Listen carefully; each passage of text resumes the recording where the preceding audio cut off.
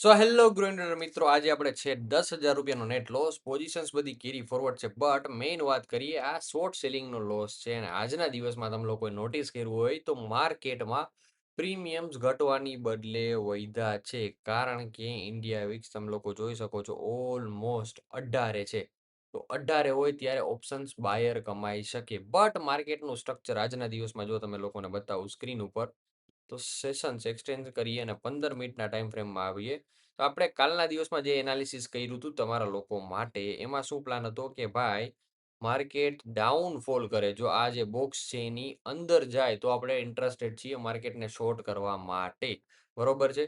But શું કર્યું માર્કેટે? અહીંયાથી ગેપ ડાઉન આપી સ્પાઇક મારી, મતલબ કે આ બ્રેકઆઉટ હતું, આ રિટ્રેસ હતું, અને આ જે રિટ્રેસમેન્ટ મતલબ કે આ ગેપ અપ આપી રિટ્રેસમેન્ટ કમ્પ્લીટ કર્યું અને ટ્રેન્ડ શરૂ કર્યો નવો તેજી માટે ઇન્ટ્રાડેમાં. બટ માર્કેટ સસ્ટેન કરી શક્યું નહીં, કારણ કે ઉપર તેજીની જગ્યા ઓછી છે, બરોબર. 24,500 આપણે શું કીધું, 24,500 અને મેક્સ ટુ મેક્સ 24,800 ની ઉપર જાય તો તેજીની વાત થાય, બાકી નહીં. તો રેગ્યુલર સેશન્સમાં આપણે કન્વર્ટ કરીએ એટલે ચાર્ટ આપણને દેખાય એક સાથે. આ જે એઝ ઇટ ઇઝ જૂના લેવલ છે એમાંથી કામની વસ્તુ હું તમારા માટે સાઈડમાં કરી દઉં. આ સ્ટ્રક્ચર ડિલીટ, આ સ્ટ્રક્ચર ડિલીટ, આ સ્ટ્રક્ચર ડિલીટ અને આ સ્ટ્રક્ચર પણ ડિલીટ. હવે આપણે મેઇન વાત કરશી, બરોબર છે. સો હા, એક ભાઈનો લાસ્ટ વિડીયોમાં ડીએમ હતો કે ભાઈ લાસ્ટ પોઝિશન્સમાં શું થયું, તેમાં 14,000 રૂપિયાનો લોસ બુક હતો. એનો સ્ક્રીનશોટ પડ્યો છે, ગ્રુપમાં નાખવાનો બાકી, હું નાખી દઈશ.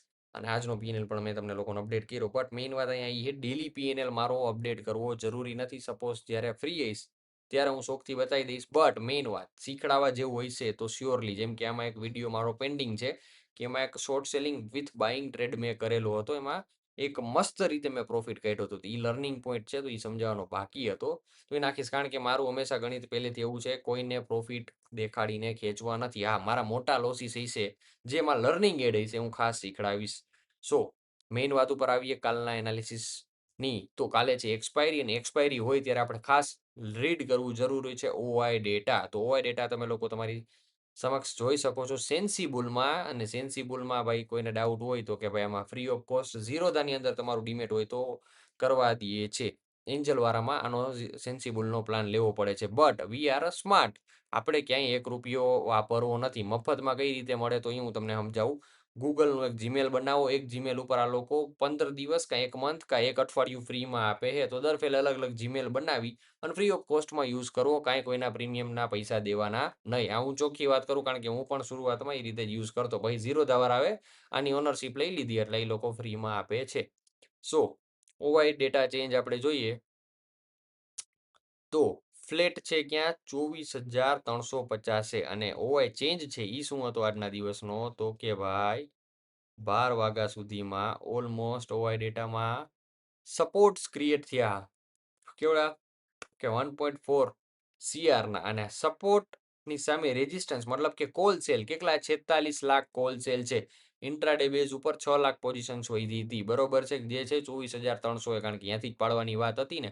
તો સપોર્ટ સ્ટ્રોંગ હતો આજના દિવસમાં, એટલે મારું ગણિત જે છે કે 2 દિવસ માર્કેટ સાઇડ બેઝ રહીએ એ પરફેક્ટ છે, કારણ કે ત્યાંથી કન્સોલિડેશન 2 દિવસનું કમ્પ્લીટ કરી આ લોકો કંઈક ગુરુવાર કે શુક્રવારે કંઈક તેજી કે સારી એવી મંદી દેખાડશે. પીસીઆર આપણો અત્યારે સાઈડમાં જોવો 1.1 નો, એટલે તેજી. જ્યારે પીસીઆર 1 થઈ જાય ને ત્યારે આપણે સેલિંગ પોઝિશન ક્રિએટ કરશું. એના સિવાય એક હું અત્યારે વાત કરી દઉં ચાર્ટ ઉપર લઈ આવીને. ઓન લોંગ મંદી કરવા માંગતા હોય તો એક 24,000નો ગેપ પ્રોપર ફિલ થઈ જાય, ત્યારબાદ 24,000નું લેવલ બ્રેક કરીને 23,800 ની નીચે કે 23,900 ની નીચે, મતલબ કે આ લેવલની નીચે જાય ને, એટલે જ મેં જૂના લેવલ ડિલીટ કર્યા.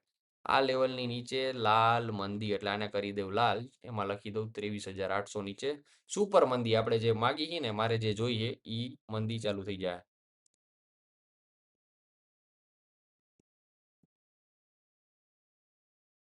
21,800 લેવલ માટે ગુજરાતીમાં જ લખવું ભાઈ, મને શું વાંધો. 23,800 મંદી કરે તો 21,800 ના લેવલ સુધી આવે એવી, એટલે 2,000 પોઈન્ટની મંદી આપણે જોઈ શકીએ. ચોખ્ખી વાત, આપણે લાસ્ટ ટાઈમ 5 બગડા જોઈ લીધા. સો લેટ સી, જોઈએ. બરોબર, મને તો આમ થોડુંક દેખાય માર્કેટ જે તેજી દેખાડશે એ ખોટી છે, પછી જોઈએ હવે. કારણ કે જૂન સુધી જો આ લોકો 26,000 ઓલ ટાઈમ હાઈ બ્રેક કરી દેતા હોય તો કંઈક અલગ જ ખીચડી પાકે. કારણ કે સ્ક્રીન ઉપર તેજી દેખાડે થાય છે હકીકતમાં મંદી, ફંડામેન્ટલ વાઇઝ પણ માર્કેટમાં એટલી મજા નથી. બરોબર, તો હવે ઇલેક્શનના કારણે આ મસ્કરી કરે છે. તો જોઈએ ઇલેક્શન પછી પણ પાડ તો પીટાવાની છે, ચોખ્ખી જ વાત છે ગુજરાતીમાં. કારણ કે ચાર્ટ જે દેખાડે અત્યારે ચાર્ટ બધી ખોટી વાત કરે છે. ઇન્ટ્રાડેમાં સાચો હોય છે, ઓન લોંગ હું જોવા જાઉં તો ચાર્ટ વાત અત્યારે ખોટી કરે છે. બરોબર, જો કે આપણા ગણિત મુજબ જ છે, જે પુલ બેક લઈને 24,500 ઉપર નથી ગયો, બટ સ્ટીલ હું કહું છું, જો તેજી દેખાડે ને ઓન સ્ક્રીન, ત્યાં સુધી માર્કેટ ખોટું છે. તળિયું હજી ઘણું છેટું છે, આ મગજમાં રાખજો. બરોબર, સો પાછી ઓઆઈ ડેટાની ચર્ચા કરું તમારી યાર, તો ઓઆઈ ડેટામાં તમે લોકો જોઈ શકો છો કરંટનો તો ટોટલ સપોર્ટ બનેલો છે ભાઈ 24,300 એ 57 લાખ ફૂટ સેલ છે અને 33 લાખ કોલ સેલ છે. એટલે એવરેજ થયો. સ્ટ્રોંગ સપોર્ટ આપણો કેમાં બનેલો હોય તો કે ભાઈ સ્ટ્રોંગ સપોર્ટ છે 24,000. એટલે કાલના દિવસમાં મારી ગણતરી છે કે 24,000 દેખાડી દઈએ તો સારી વાત છે, કારણ કે 300 પોઈન્ટ જ પાડવાના છે, મોટી વાત નથી. તો હીરો નો ટ્રેડ સારો પ્લાન આપણે કરી શકીશું. બરોબર, અને ઇન્ડિયા વિક્સ છે 18નો, એટલે કાલે ઇન્ડિયા વિક્સ વધશે તો પ્રીમિયમમાં વધારો આવશે. પણ જે છેટેના પ્રીમિયમ છે 24,000નો પુટ, ઈ સ્પીડમાં વધશે. પ્રીમિયમમાં વધારો આવશે ને ઇન્ડિયા વિક્સને કારણે, તો ફટ કરતો વધશે. તો એમાં જલ્દી પ્રોફિટ થવાના ચાન્સ મારા માટે મને એવું લાગે છે. હું કોઈને સજેશન્સ નથી આપતો. બરોબર, તમારા પૈસા તમારું રિસ્ક તમારી જાતે લેવું. ઇંગ્લિશમાં લાઈન લખેલી આવે નહીં, trade at your own risk. બરોબર છે, but no trades till market says you. આવી જાઓ, ગુજરાતીમાં કે આવી જાઓ, ત્યાં સુધી તમારે નહીં આવવાનું.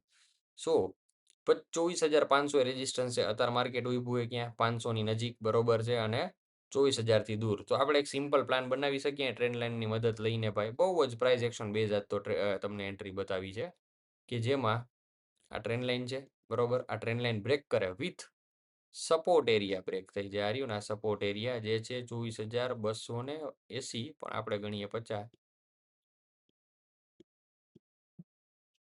ઇન્ટ્રાડે.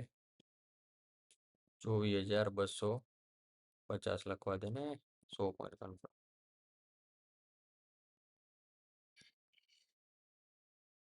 બરોબર, બ્રેક કરે તો આપણે કરશી મંદી. એ પણ કેવી રેઝિસ્ટન્સ આપણે 400નું, એટલે 150 પોઈન્ટનો એસએલ. ટાર્ગેટ ઓલમોસ્ટ અહીંયા ગેપ ફિલની ઈચ્છા યાર પૂરેપૂરી, પણ કાલના દિવસ પૂરતી 24,000. જો કે પેનિક થઈ જાય ત્યાં ખેંચી દઈએ તો 23,900 રાખો, બટ ફર્સ્ટ ટાર્ગેટ 24,000નો રાખો. બરોબર, એટલે રિસ્ક રિવાર્ડ બહુ મસ્ત. જો કે 24,000 લવ તોય થાય છે. સેકન્ડ ટાર્ગેટ રાખજો ને, ઓલો ફર્સ્ટ ટાર્ગેટ 24,000 તો 270નો, તો રિસ્ક રિવાર્ડ 1:1.8નો થઈ જાય, બહુ મસ્ત થઈ જાય. 1.2 કરવું જ. જો કે આ બ્રેક કરીને 950 દેખાડશે, કારણ કે 24,000 મને કાલે બહુ સારી એવી 24,000 બ્રેક કરીને જે ક્લોઝ આવે ને ઓપ્શનનો, એ મને ₹100નો દેખાય છે. બરોબર છે, ક્લોઝ એનો. એટલે હું અત્યારે જ હિડન હિન્ટ આપી દઉં, જે હોશિયાર માણસ હશે એને લાગી જાય. અને ઓઆઈ ડેટા જે દેખાડે ને, આ સપોર્ટ આ બધા રહ્યા ને, રેઝિસ્ટન્સ જે બનશે ને કાલ 11 CR ઉપરના બનશે, ચોખ્ખું કહું. આ ઓઆઈ ચેન્જમાં અત્યારે તમે લોકો જોવા જાવ ને તો એટલો બધો નથી, પણ જે ઇન્ટ્રાડેમાં ચેન્જ થયો હતો ને પ્રીમિયમ વધારવા, એ આજે જબરો હતો. અને એના જ કારણે આપણે મારે લોસ જો કે ₹22,000નો દેખાડતા હતા, એ મેં કવર અપ કર્યો અને બીજી પોઝિશન્સ આપણે કેરી કરી. બટ મેઇન વાત કરું તો ગેમ આખી આ છે. તો નિફ્ટી માટે ક્લિયર. બેંક નિફ્ટી માટે બહુ ઇન્ટરેસ્ટિંગ. બેંક નિફ્ટી બહુ જ ઇન્ટરેસ્ટિંગ. કેટલા 56,600 બ્રેક કરવું જોઈએ. સોરી, 56,800 બ્રેક કરવું જોઈએ ઉપર ગયા પછી. તો આ 57,800 જઈને આવ્યું. તો હવે આ મંદીની ટેરેટરીમાં છે. યસ, બટ આના ફ્યુચર જો ટ્રેડ કરવા માટે તમે લોકો જોવો તો બહુ ગજબ જ જગ્યાએ છે. એટલે પહેલા તો આને હું અહીંયા રાખી દઉં. બરોબર, 800 બ્રેક કરે તો 857,000ને ટચ કરીને 800 બ્રેક કરી દીધું એને. બરોબર છે, આ સેકન્ડ લેવલ છે.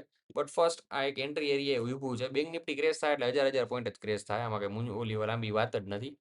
બટ આમાં ટ્રેડ કરવો થોડો મુશ્કેલ છે, કારણ કે એના ફ્યુચર બહુ જ વોલ્ટાઇલ છે. એકવાર બસ એમાં ગ્રીન પોઝિશન ચાલુ થઈ ગઈ ને પછી એને કેરી કરવાનો જ રહીએ, પછી એમાં જાજી મહેનત ન હોય. એટલે લેટ્સ સી, જોઈએ આપણે કઈ રીતે એમાં પ્લાન કરી શકીએ. આ ચીજ ખેલે ઈચ્છા છે બેંક નિફ્ટીને મિસ આઉટ નથી કરવું.